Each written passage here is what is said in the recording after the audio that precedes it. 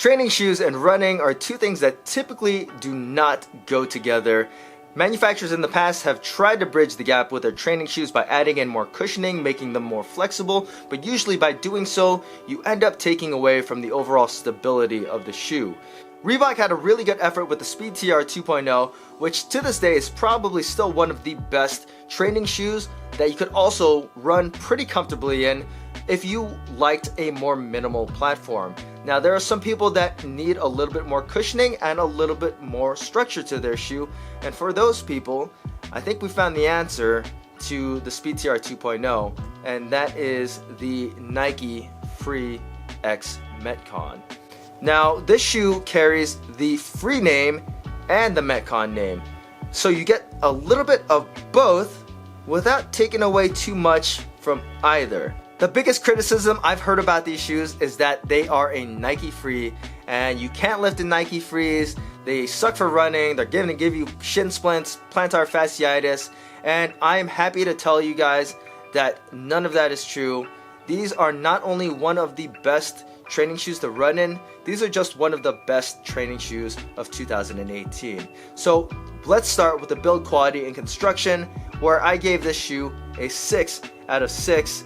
The new Huarache design is awesome. This is the best looking training shoe. I don't care what anyone says. This is a dope looking shoe. This is the Atmosphere Gray colorway, and it's got the speckled midsole, the speckled TPU heel counter, speckled rubber outsole, of course the sock-like Atmosphere Gray, which, as I mentioned in my earlier first impressions review, that it's a sock-like design, but it's not one piece, and it's not like Flyknit.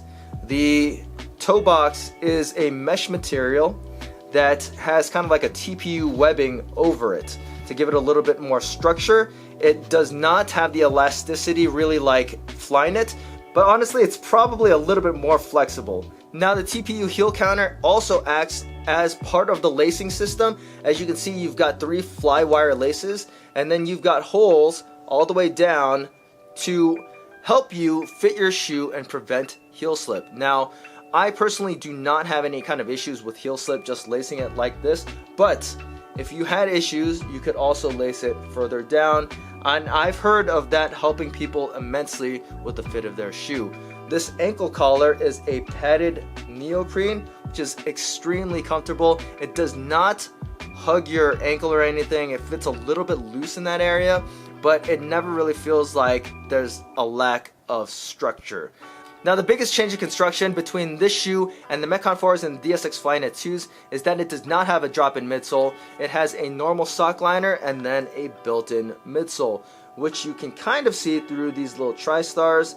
And then there is the harder carrier foam, which is this material that you can see from here. It's got the 4-foot flex grooves in it that goes pretty much the full length of the shoe. And then you also have some harder rubber pods at the toe strewn throughout the forefoot of the shoe, and then a giant piece in the middle of the shoe for durability against the rope and also structure to the bottom of the shoe, and then a few more points of rubber at the heel.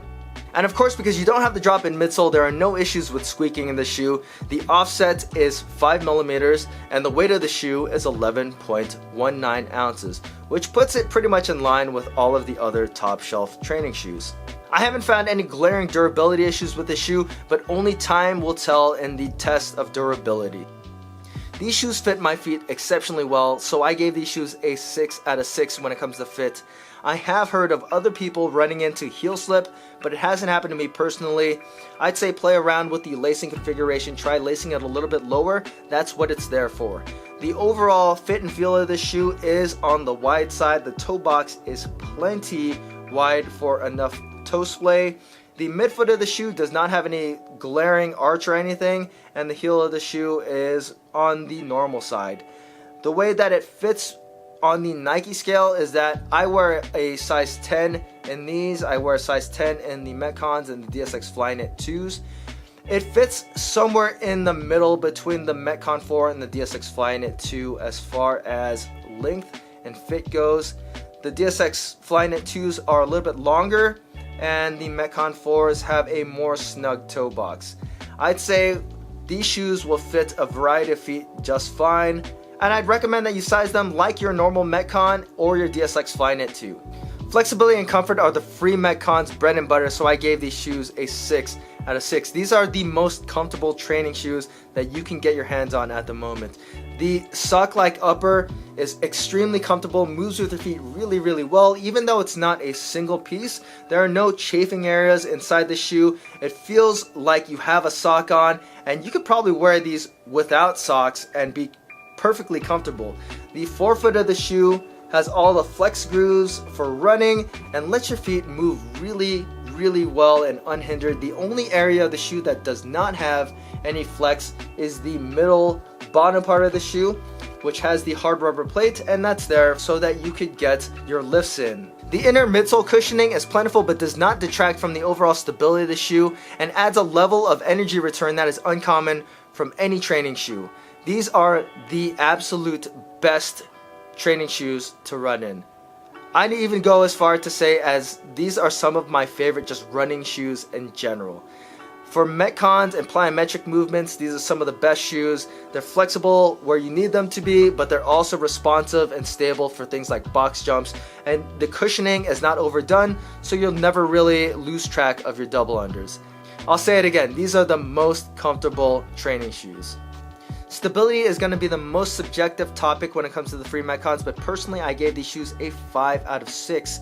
I was able to do all my normal lifting in these shoes, and I actually hit a brand new deadlift 5 rep PR at 505 pounds. I was able to hit a front squat 3 rep tie 315. I cleaned up to 265 on my power clean, snatched up to 205 in these shoes. I have been able to do all of my normal numbers in these shoes and more without any kind of issues with stability. Now, if you are a novice or beginning lifter and you were trying Olympic lifts and you had issues with mobility or body control, these might not be the best shoe because of the lack of structure compared to the normal METCONs.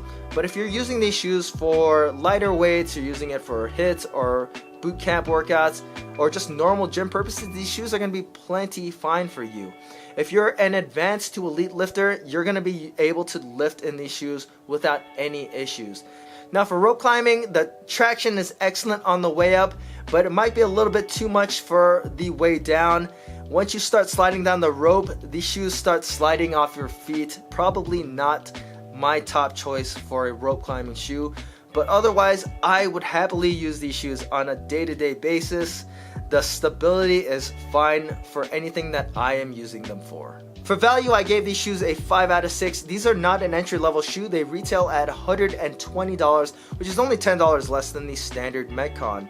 These are the running METCON, but overall I'm going to say that these are some of the best training shoes of 2018. I'd actually go as far as to say that past the Nano 8, these are going to be my second pick.